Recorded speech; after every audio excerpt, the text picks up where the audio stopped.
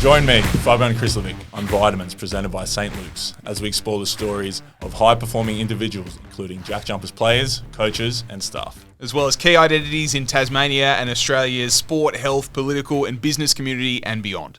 I'll be joined by self-proclaimed superfan Adam Webster to discuss the NBL as well as deep dive into topics such as resilience, perspective, mental and physical health, community and connection, as we help St. Luke's make Tasmania the healthiest island on the planet. We're about to get into it with someone I know very well. This person embodies the ideas of creating healthy habits to breed success. And that success has manifested in not only a spot on the Boomers and an Olympic debut, but the chance to pursue an NBA dream with the Houston Rockets. He shows up and is his authentic self, and he practices mindfulness and maintains a healthy diet. And he's got an amazing support network, of which I think I'm lucky to be a part of. And it's the one and only Jack McVeigh. I appreciate you guys for having me. It's an absolute pleasure to be here. Yeah, it's good. I'm sitting here. Jack, you're originally supposed to be the host here, but you've abandoned us. You've gone off to bigger and better things. But nah, it's funny sitting here talking with you. Bab's already thrown shade. Abandoned, yeah. That's, I don't know, this is the love and the hate of the game. But yes, I was meant to be the host, but now you've got better and bigger things. And I'm just excited to still be part of it and grateful to be on here for the first episode. Well, here we're talking about vitamins, just talking about the things that we try to do every day to be our best selves. And obviously, you know how important that is to Jackies, particularly. We got our daily dose vitamins start every day. Just our little individual focus sessions. We're working on skills and our bodies, making sure we're warm, ready to go for the day. So this is going to be little things that we're talking about. For us, we get in there. Always we get our skill session in, and I guess the vitamins that we do to try to be the best, ideally, team in the NBL. So who sets them? So where do you get them from? Is it driven by you? Is it driven by the coaches, the staff? Especially because we do at the start of every practice. And, the coaches are awesome. They got ideas of stuff that we can work on. Or if we have things that we want to come to them with, they're super willing to listen and put that into our little 40-minute session before we kick off with, our team-focused goals. So just more individual focused on how we can, be our best. So.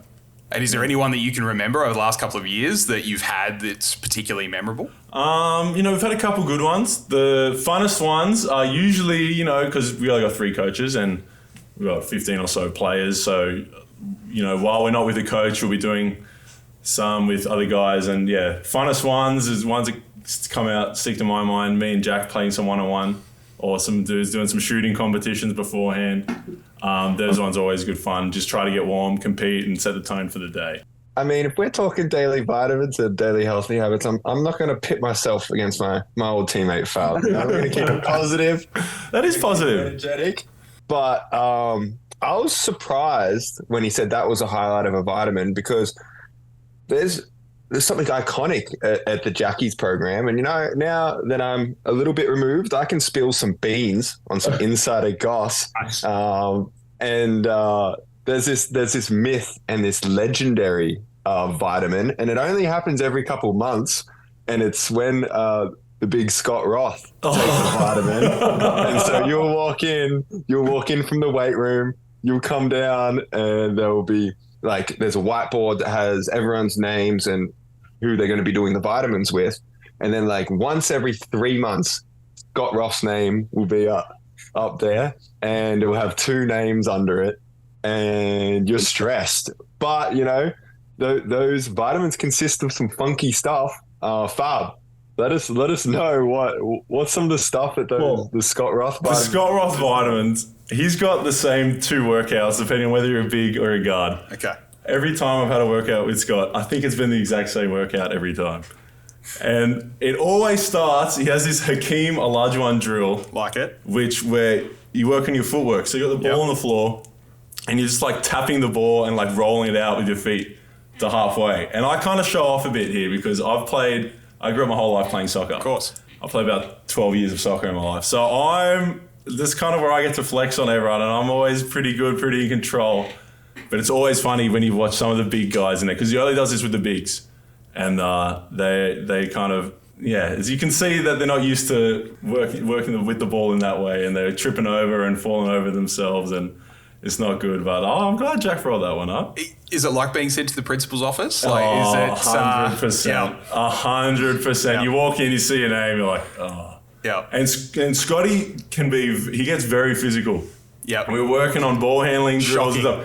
It's weird, like we're doing some cone work and he'll just randomly come and just like push you, make sure you're balanced and low and strong. And he's a strong man. Yeah, yeah. And so when he does it, it's, it is 100%. It's just like, we're with the principal today. We're with the big boss today. You got to be on our best behavior.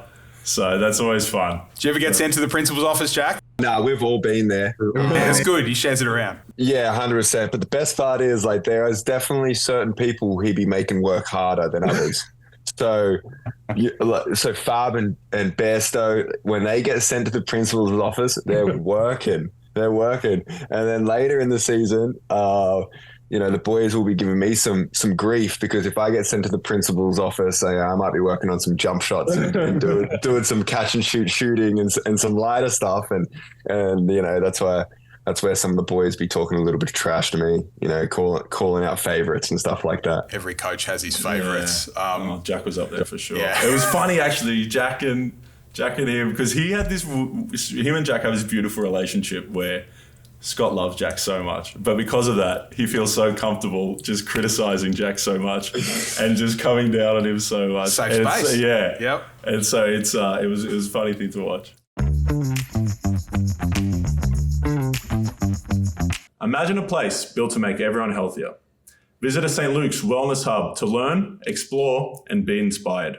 Just another way St. Luke's is helping to make Tasmania the healthiest island on the planet. So let's talk about vitamins in terms of mindfulness, authentic self. Jack, you're Mr. Mindfulness on social media, and you've got your email list and your website, all that sort of stuff. So how do you incorporate that into your everyday life? How do you take your vitamins in that way? I fell in love with the game of basketball when I was 5 years old. Just loved playing 5-on-5. But as your career goes on, less and less of the time spent in the career is actually playing basketball. So you'll start your day and you'll have an hour weight session. Then you'll go to the gym. You'll do 45 minutes of film. You'll do 30 minutes of vitamin, which is, like skill work. And then you'll do an hour practice where you're doing skills, defensive schemes, offensive schemes. And then you play 5-on-5 basketball for 15 minutes. And then after training, you got recovery, and then you got like a clinic you got to go run. And so you might, in an 8-hour day, play 10 minutes of 5-on-5 basketball. So you have to learn to love something else. And for me, what I learned to love is what the game and playing basketball and playing sport and being in a team taught me through that.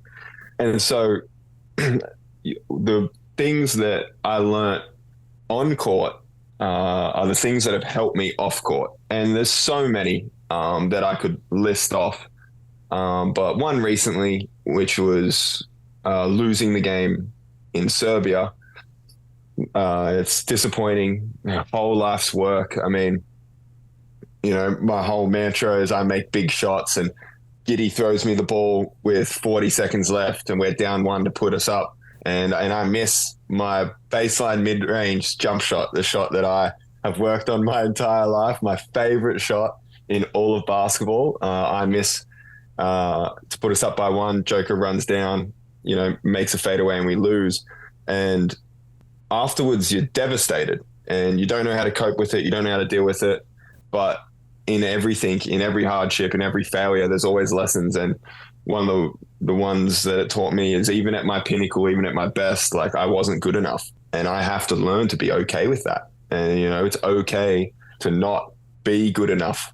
It's okay to fail at things you're trying to achieve. And even when I've had success after success after success, like even at the top, I fail, I lose, I'm sitting there in the locker room not feeling good enough about who I am as a person. And then I have to learn how to deal with that, accept that, be okay with that, and then move on. So there are so many lessons that basketball teaches you that translate into life.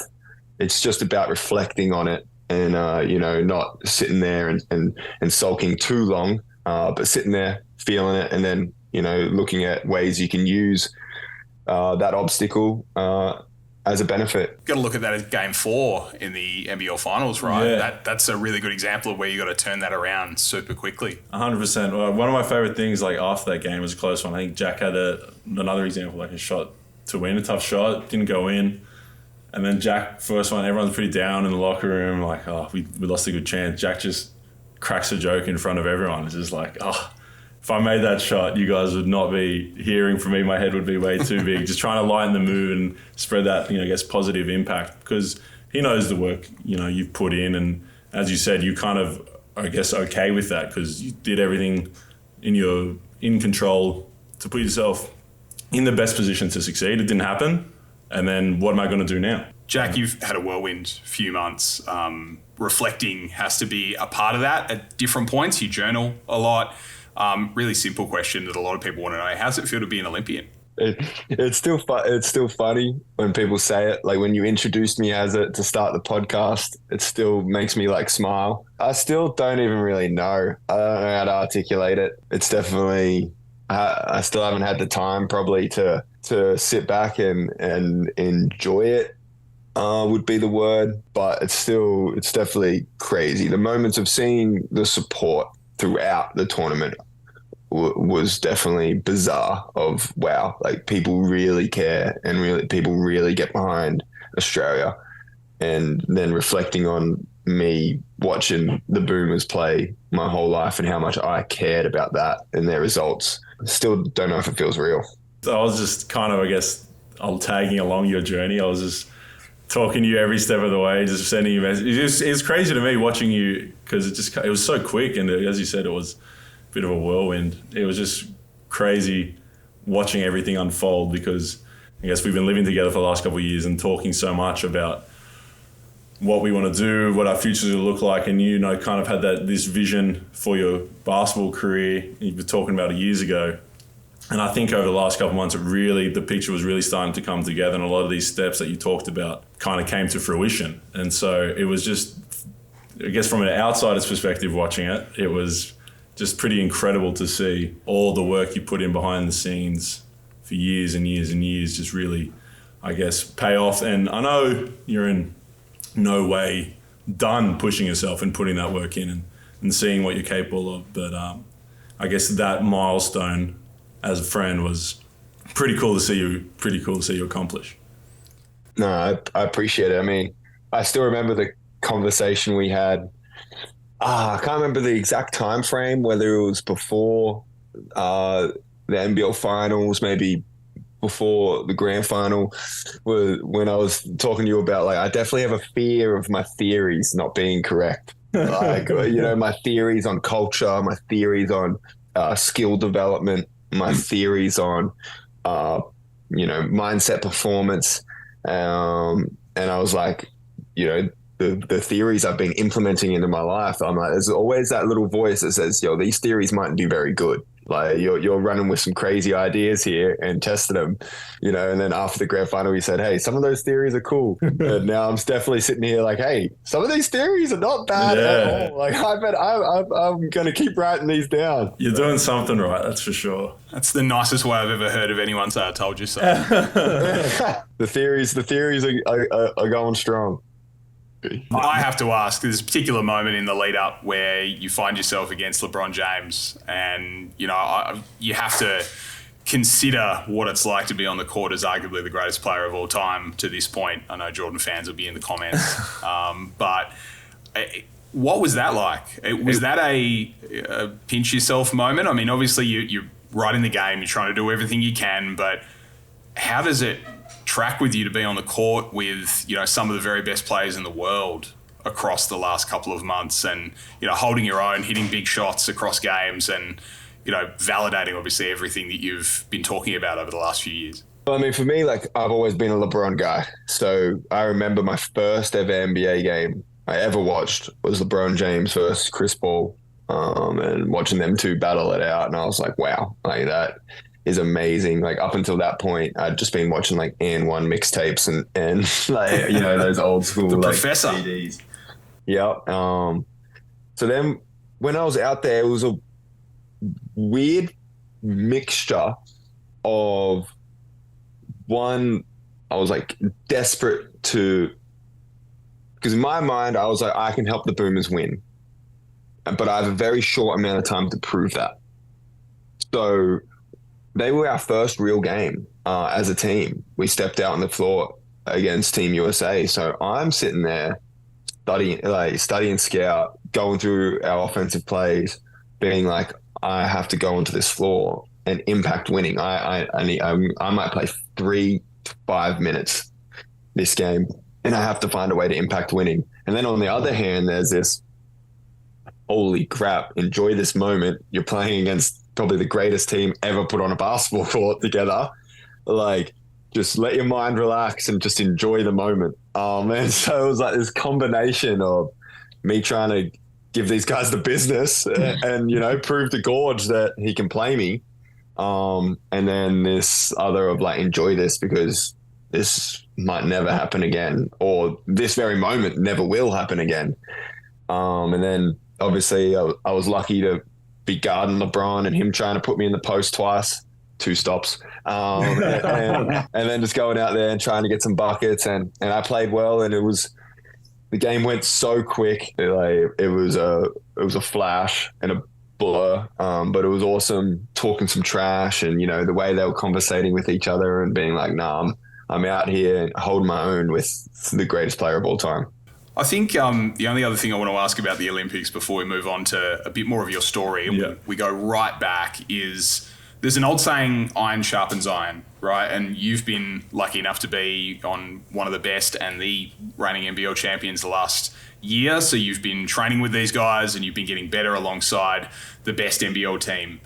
You then go to a Boomers team that is full of the best players that this country has to offer. What did that do for your game, and what did that do for your ability to improve your own both ends, offensively, defensively?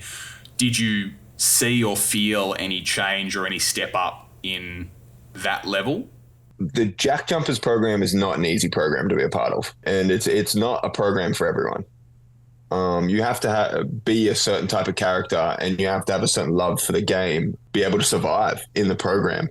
And Mags and me, after the second day of the Boomers camp, we went and got some dinner together, and we sat there and we're grateful for how hard we train, and grateful for the defensive intensity, and grateful for the way we've been pushed the last couple of years, because we come into this camp and we feel prepared physically and mentally. And then we go into the camp and there's 17 guys where the coach could pick anyone. And the battle was on from the jump. Mags is hitting people, blocking people. I'm trying to get every bucket I can while talking trash. And, Paddy is then picking up the intensity. Giddy's doing his thing. And the camp was so intense that when we stepped onto the floor, besides regular nerves, it felt pretty good out there, especially the pre-tournament games. I would say the pre-tournament games in terms of a level and standard of basketball are all at the NBL Finals, like Melbourne versus JackJumpers standard. That's kind of the level of the pre-tournament games. And then when we stepped onto the floor into the tournament, it took another step up, which was intense. And on the defensive end, when Jokic catches the ball on the block, you will get exposed if you're 15 centimeters, it feels like, in the wrong position, or you take a step a wrong way. Basketball specific wise, I'd say pace of your movement has to be so good. In the NBL, you can get away with jogging, you can get away with sliding. If you're spacing in the corner and the pick and roll's happening in the middle and it's driving and you lift, you can get away with that in a jog. Or if you're on the defensive split line, you can slide or not sprint in that moment, when at that next level you couldn't. I had to change my workouts because I realized that I've been shooting at 60% speed for the last 10 years into sprinting everywhere. And then the decision making you have to make happens so quick. And so they're the basketball specific areas that I felt like I've improved quickly and that I've had to reflect on my training and make some changes on. So we want to go right back as part of this show, Fab, and we want to look at the journey of all of the athletes that we're going to talk about as part of Vitamins. Yep. So you take the new ball on this one, and you know Jack better than just about everyone, so you can ask him a few questions about his life. So Jack, I guess you mentioned earlier before that you just always had a love for basketball. You always loved playing basketball, especially 5-on-5. I guess talk us through that early part of your basketball life. I guess, how did you get into the sport? What was it, anything that triggered it, and your kind of journey, I guess, throughout youth basketball? My mum was like an Aussie junior, so she played, and then I had an older brother who played, so I fell into the game. I mean, I was the kid that when you go to the local basketball court at timeouts or at quarter and half time, they're running on and trying to get 2 shots in before they get told off by the ref who says they're not allowed to shoot, and then running off and being told off again. So from a young age, I was in it. I was involved around it. And then my mum coached me until under 14s, and I just loved basketball. I mean, I remember in primary school writing, drawing about basketball and being like, I want to be a pro one day. And so then that trajectory of just love for the game kind of never left. And I guess what point did that become a reality, I guess, where you're like, okay, basketball is something I'm going to do? Because I know for myself growing up, it didn't become a reality till I guess 15, 16 when I kind of realized, I'm pretty good at this thing. And I guess, was that what it looked like for you? For me, to be honest, it was as long as I can remember. Like when I was 5, when I said I love basketball, I want to play basketball, my parents would say, well, you can forever if you want to. And that was kind of like the way it was approached in my house. It wasn't like when you get good enough. It was, hey, you can play basketball professionally if you want to. And then when I didn't make teams or I got benched, my parents would just say, well, you don't work hard enough. I haven't seen you out there shooting, and that's why you got benched. And so that was kind of like from a young age, it was, you can be a pro if you want to be. And then when setbacks hit, the reinforcement was, well, that's on you. You'd be playing video, you'd be waking up early to play video games, sneak video games in when my mum's dropping my brother off at school. Well, why aren't you waking up early to sneak hoops? And so that was kind of like the mindset. So I was planning on being a pro when I was 7 years old. And so, how did you manage those triumphs and setbacks? What did you fall on? You've kind of spoken a lot about, I guess, your college career, your youth basketball career, and I guess things didn't go exactly the way you wanted them to. And so what did you fall on, and what kind of flipped that switch and turned things around for yourself? For me, I've been lucky because I've always had a few people that like really believed in me. When I was struggling in Adelaide as a basketball player, and am I good enough to be in this league? Joey Wright believed in me. I'll never forget a conversation of him pulling me aside as a rookie. And he looked me in the eye and he said, hey, you're not playing right now because you're not good enough right now.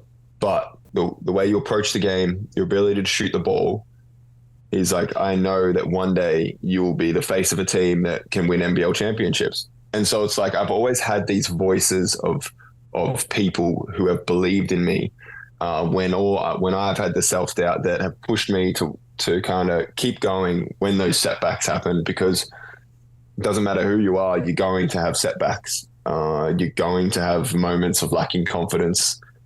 We talk about Lebron being the greatest player of all time. Even he went through it in moments in high school, in the Dallas finals. So it doesn't matter who you are. Kobe Bryant airballing shots for a playoff series his rookie year. If you are a basketball player, you're going to go through phases of not having confidence and not believing in yourself. And it's how do you deal with that and how do you cope with that? And I was lucky to have people around me that kept pushing me and believing in me and persevering.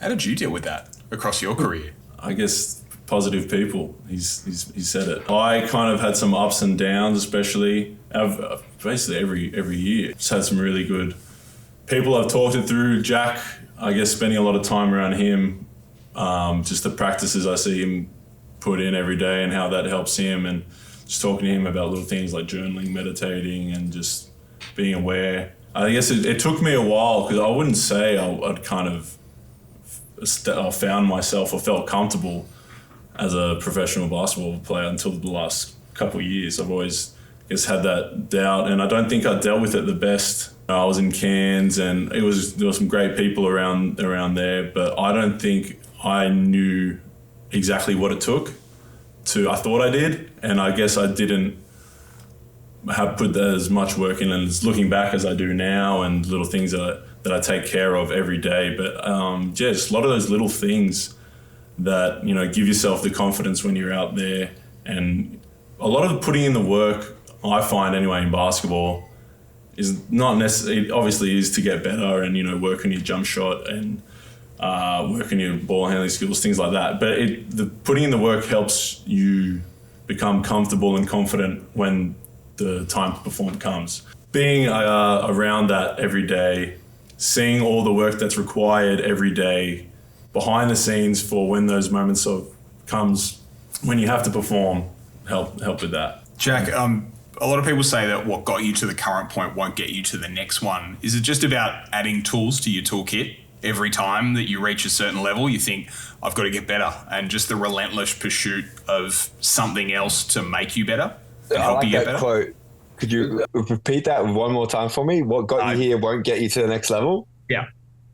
Well, that's funny, because I was just thinking about what Fab said, about how he said, I thought I knew what it took. I'm hoping when I go to the NBA, I say that same thing.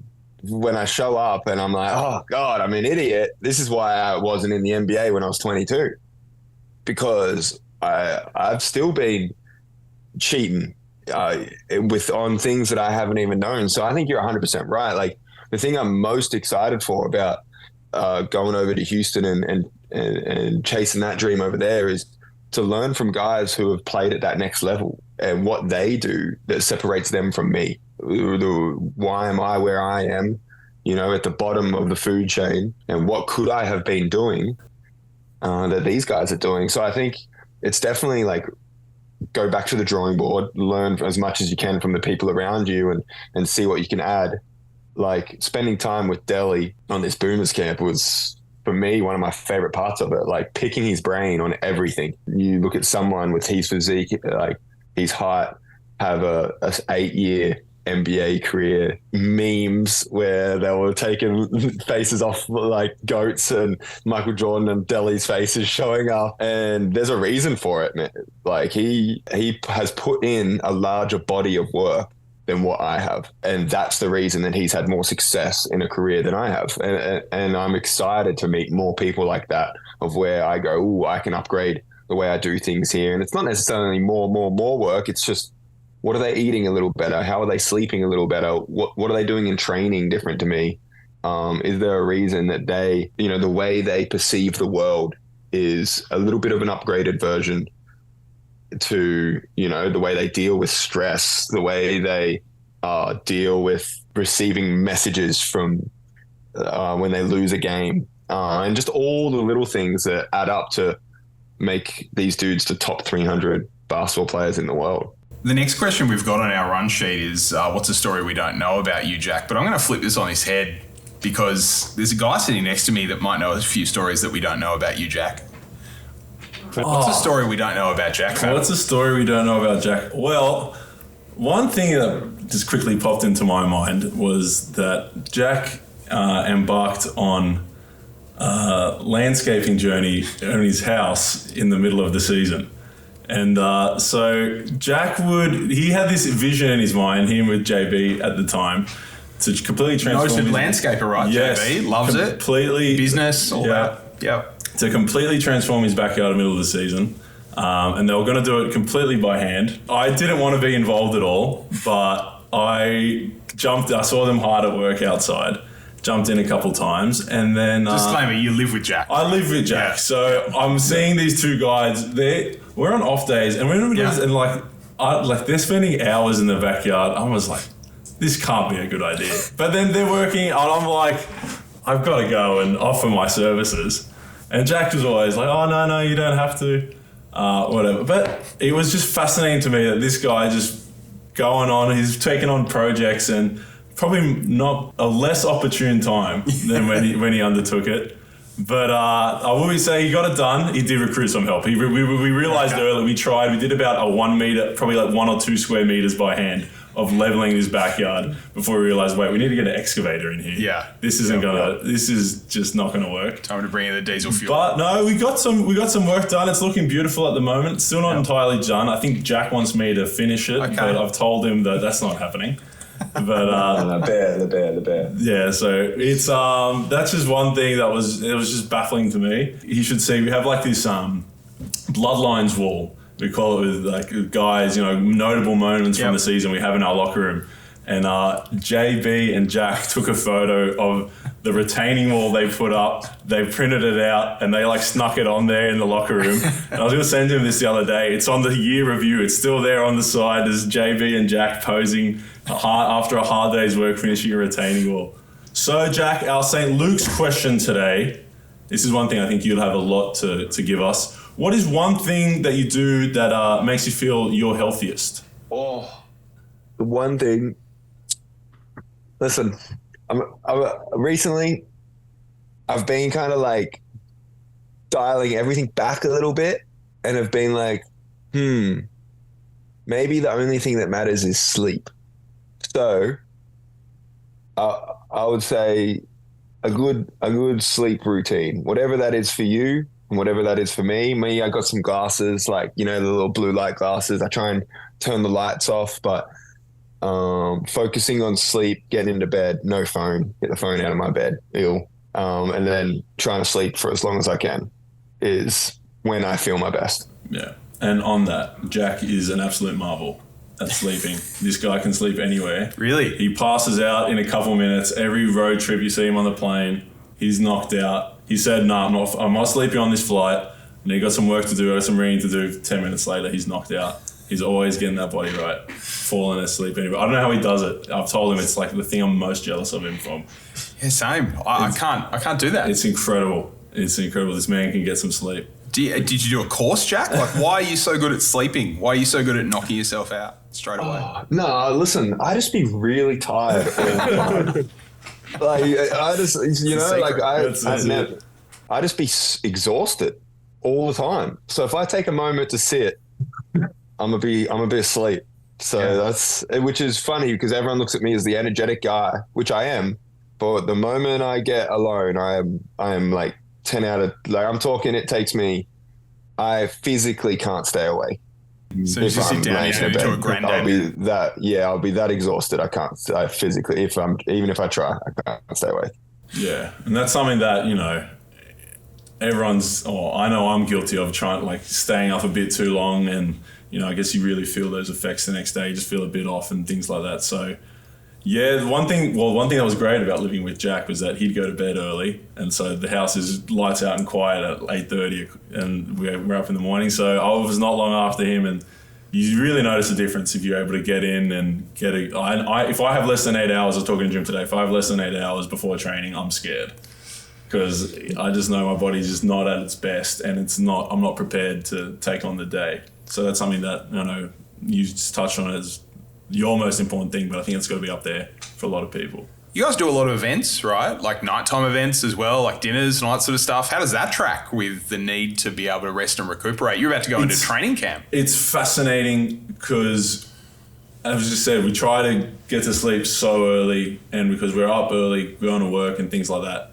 But all of our performances, all of our time where we're supposed to be at our best, usually, barring like our usual like midday games, is always at night. Yeah. So I guess that's something that you have to prepare your body for, prepare your mind for, and it is interesting. So I guess working around that and managing your body, and it's something that you kind of have to build a habit for and build routines for. And you got anything to add to that, Jack? Nah, just in advance, I'll take naps in advance. Like if I know I got to have a late night, I'll take naps, and then I won't do anything late unless it's a mandatory event. The next phase of this discussion is about being your authentic self, and I think one thing that we can definitely say about you, Jack, is that you're always your authentic self, and you push your authentic self out there for the world to see and appreciate. You obviously had a really trying college career in parts. How has your attitude towards the game of basketball changed since that college career and leading into now? Because you experienced some trials and tribulations, and you really had to go through the ringer to be where you are. I'm like, yeah, I the way I view it is my entire life I used competitiveness from a place of lacking. So I would compete with other people, beat them, and make myself feel good. Like that's how I would feel like enough. And I was lucky that I came from a really healthy house where my mum's a primary school teacher. My dad's a hardworking man, and I'm pretty athletic. So kind of growing up, I won almost everything in the classroom and in the sporting event. And so there wasn't any backlash from this kind of mental model that I was using, which was not feel good about myself, compete, win, feel great about myself. And this kept going and kept going until I kind of hit college, or it was happening at the AIS a little bit too, and hit college. And you can't win more than 50%. It's just at the higher levels, it just doesn't happen. You win 50%, you lose 50%. And even if you're winning, you might be winning 53%. There was that great, there was the great speech by, I don't know exactly who I'm going to say, Roger Federer, who talked about his career and how much he won. And he won like 53% of points in his career. And he's one of the winningest tennis players of all time. So this mental model of competing against other people failed me. I've lost more than I won, and I viewed myself as a loser, and it built in and it imploded in all aspects of my life, on the court and off the court. And so I had to change that. One of my favorite all-time books, The Inner Game of Tennis, really helped me with that. And so now I compete with myself, and I use other people to test what I'm capable of. And I'm doing that from a place of love, in which I test what I'm able to achieve and what I'm able to do. And instead of going out there when I verse LeBron James and competing with him to see if I'm going to feel good about myself or not, I go out there and use him to test what I am capable of doing and exploring that area. And that's definitely how I have changed my relationship with basketball. That win or loss, it doesn't affect me too much. Obviously, I get the emotions that come with it, but if I know I gave it my best and I wasn't good enough on the night, I will be okay with that. Yeah, it's I think that's something I think a lot of athletes kind of grew up. That similar sort of, because obviously when you get to the top, everyone was dominant growing up. I know I was the same thing. You compete and you get this sort of validation from winning, and that was with everything, basketball, soccer, and even video games, playing against my brother, playing FIFA against my brother. I was always pretty good at maths. Yeah. So math test, I would, if I did well, I'd feel good about myself. If I didn't, and I guess, it's not the greatest way to look at things. It's not the healthiest way to approach things, because as you said, when you're going up against, what we do, we're playing against everyone. It's a zero-sum game. If you win, that means other people are going to lose. And so there's so many things outside of your control. And I guess that's something I think I kind of learned to foster that side of myself as well, and just worrying about the process and looking back and knowing that and judging the results based on how well I approached it, how well I controlled what I could control. And so, it's just things that I guess, flipping your viewpoint. It's, I don't know what exactly triggered it for me. I just know for a fact over the last couple of years, probably living with you, Jack, how how much healthier, I guess, my approach to not only basketball is, but my relationships, and life itself. So it's it's an awesome thing to point out. I want to ask about journaling as well. It's something you've referenced, something that you've talked about a lot. What's the power in journaling? Because it's not something that I'm really all that privy to or understand fully. Where does journaling come from, and how do you harness what journaling gives you to be able to make you better? Well, there's so many different ways to journal. You've got gratitude journaling, where you just write down things you're grateful for. You got, which, we know the power of gratitude, and I could rant about that for forever. But then you've got just reflection journaling, where you have a layout of questions. How's my day? How am I feeling? What can I do, improve on tomorrow? Then you've got just like splurge journaling, where you put a timer on for 3 minutes and just pick a topic in your head, and you're not allowed to stop writing. And that will kind of help build clarity in your thought process and how you feel about something. But my personal favorite way of journaling is from one of my favorite books by Napoleon Hill, which is Think and Grow Rich. And I write my future goals in present tense. So every single morning I'll wake up and I'll write, like, I, Jack McVeigh, am extremely happy and grateful for, and say the goal was to win an NBL championship.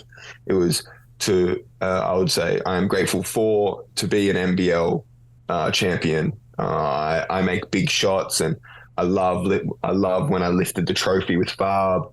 And I'll write this like a year and a half ago, and write that every day, and it changes every day. Some days I Jack McVeigh, am extremely happy and grateful for a happy, healthy, loving family. My kids run around healthy and happy, and so like that's what I'm writing down right now. Is every day I'm kind of journaling that and what that looks like and what that feels like. So it's a bit of a visualization practice.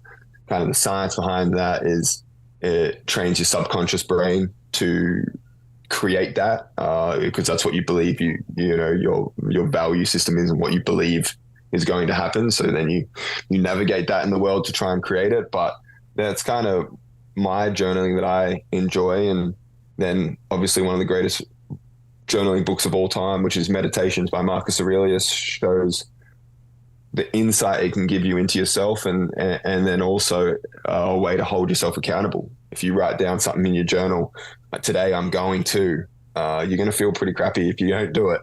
So that's kind of my thoughts and experience with journaling.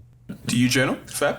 Yeah, honestly, I do. I've been, I'm not as, I guess, diligent or consistent with that as I probably should be. I think during the season last year, I was pretty on top of it every day, especially, you have some ups and some downs. I just find it's a good way to, I think getting clarity in your thoughts is massive. Just putting pen to paper and just kind of reflecting on the day, reflecting on how you're feeling. That's what I guess really enjoy doing. And I think that's what I find the most helpful in terms of just like putting, if there's some doubts, things you feel good about, putting the pen to paper and just having a conversation with yourself. And I guess also getting that distance and getting it out of your head onto something. It's just a fun way, or it's just an effective way to get some clarity in your mind and work through some problems and issues that might be going on. So it's a practice that I think over the last couple of months I was a bit slack with, but I've since I've been back back at it. Last couple of weeks, been doing it every day. So it's something I enjoy doing. I think I like doing it just before go to bed, finish the day, talk about to myself how my day kind of looked, what I could have done better, what I did well. So yeah, it's a practice that I guess I've picked up pretty recently. Does that allow you to become more authentic in yourself every day as well, and kind of honour your own commitments to yourself? 100%. It just because when it's you and the paper, there's no one else. You're not writing anything down for anyone else to read. It's just as honest as you can be. As you said, you're not doing it for anyone else. You're just kind of doing it for yourself and getting those thoughts and getting the clarity in terms of and thinking through about who I am, what have I done today? Am I happy with the work I did? And just having, there's nothing more honest than a piece of paper. Jack, your authenticity is something that Jack Jumpers fans will miss about you. You're always your authentic self in Tasmania and around the team and to the fans. This is obviously one of the first opportunities that you're speaking under a Jack Jumpers banner since signing with the Houston Rockets, which everyone is thrilled about. And I think you've got 100% approval rating down here on the island, despite using Fab's words, abandoning us for this upcoming season. But how do you keep that authenticity, and what does it mean to you that people see that in you as well? Well, I think it's another basketball lesson that has helped me learn to be authentic. And it came early in my college career when I went to a pretty big school, like in the Big Ten, 15,000 people to every game. And when I would win, I would get 1,000 messages telling me how much everyone loves me. And then when I would lose, I would get 1,000 messages of how much people hate me. And so early on, you have to learn to not listen to people in a weird way. And this isn't me saying I don't appreciate the messages of love, because I do. But you also have to be able to say, hey, I'm still human. This isn't what I put value into. I don't value who I am with how good I am at putting a ball in the hole. So that isn't what I perceive as important to me. And then so when with that authenticity comes kind of learning to, one, realize you're not that important, that people will forget about you or the way you act in a very short amount of time. Even how good I am at basketball in 20 years, people will forget. There'll be a story here and there, maybe about a shot here or there. And then one shot in particular, Jack. One shot in particular. And then secondly is people are going to love you or hate you kind of no matter what. And as long as there's those people around you, the people that you hold really close, that know you well, that hold you accountable, that's who I put value in, and that allows me to be who I am. And then I'm just glad that the people of Tassie accepted me for who I am. And then I'm grateful every single day that I got to spend time on the island, and I always will be.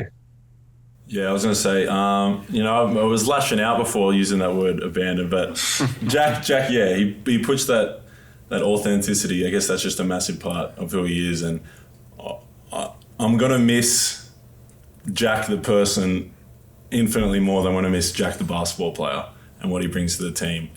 Just as a friend and having, every morning I walk upstairs and I see Jack sitting at the table writing his journal and things like that. And I guess that is that authenticity that you bring. It's, as you said, as you've come to see it, as a much more important part of yourself than the basketball. Like, obviously you care about basketball and you love basketball and you're trying to be your best, but that's not where you get that's not who you are, and that's not where the value comes from.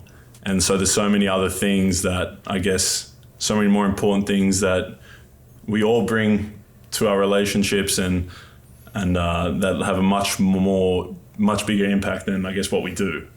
So that's just a little tribute to you, Jack, that you've had such an impact here in such a short period of time. Oh, you're gonna make me cry. I'm sorry for abandoning you. It's okay, Fav's just having house parties. We keep him humble though. It's funny because now that Jack's gone, I've been hanging out with Drimmick a lot more because I'm a bit lonely at the house now. Is he growing back the goatee, by the way? No, he shaved it recently. Fully shaved. So so Drim's inviting me over. He's like, Fabio, once a week come over for dinner and hang out with the family and things like that. So we like to, we have a little group chat, us three, and we just make sure we let Jack know whenever he's missing out on some good fun. or anything like that, just to keep his head down. And Which is all the time. Yeah. Now, I'm told that you don't watch any sports in your spare time, Jack. So what does your spare time look like? What do you do when you're unplugging? Obviously, you're newly married, so congratulations. So a lot of time, obviously, with your wife. But what do you like doing? Sleeping. We've established that. Yep, sleeping's up there for me. Whenever I'm not in like an important movement phase, or not like if I'm not working towards something immediate, like, so for example, like in season, I try to stay away from the video games. I love jumping on a good video game with a friend. And what's your choice though? What do you play?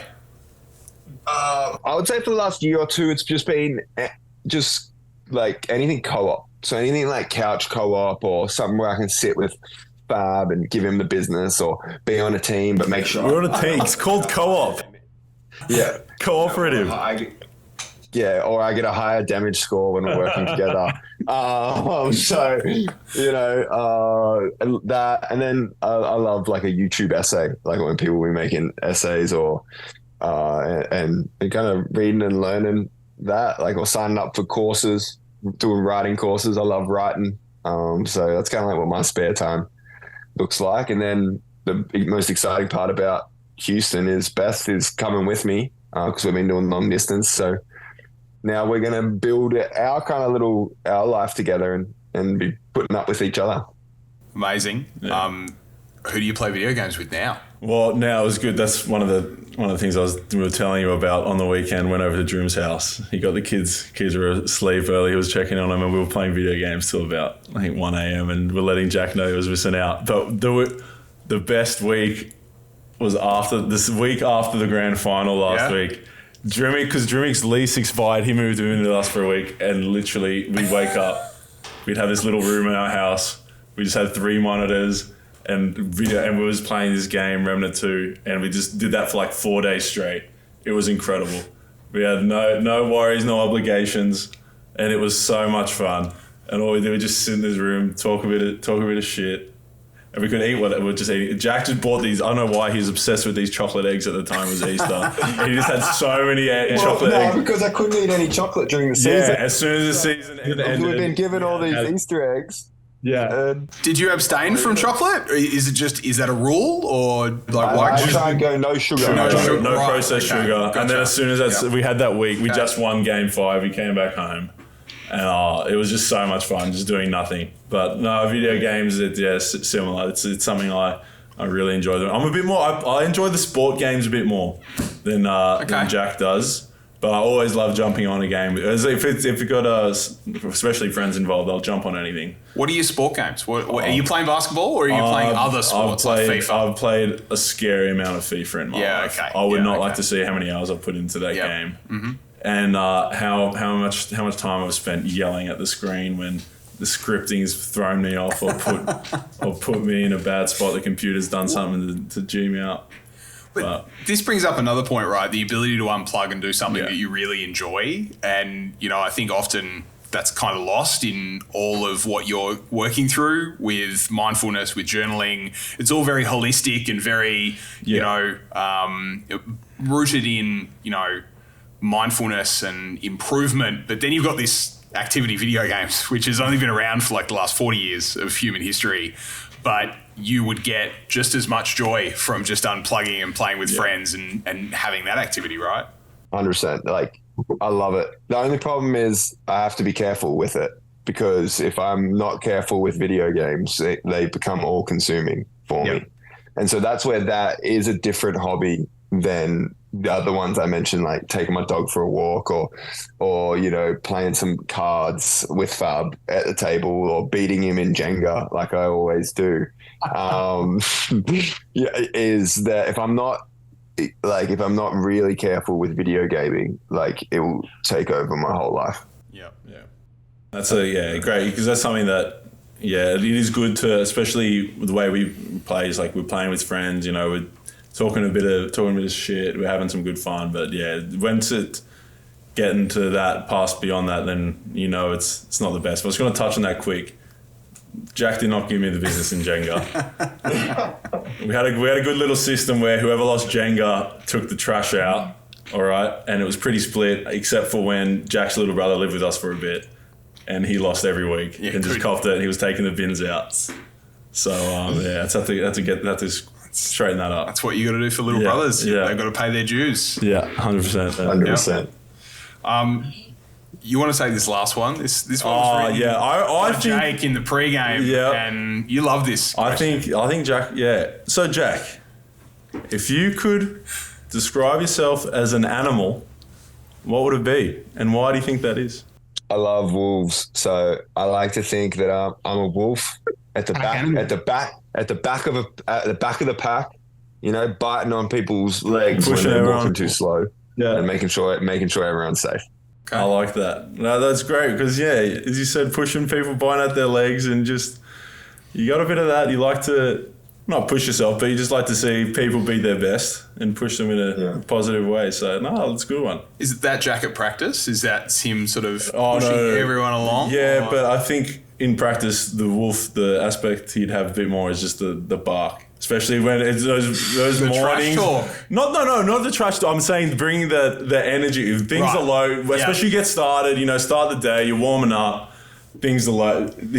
Once he's out of the group, he's making sure that you can't be slacking, can't be looking tired around Jack, because he'll give you a couple comments and bring you right up with him.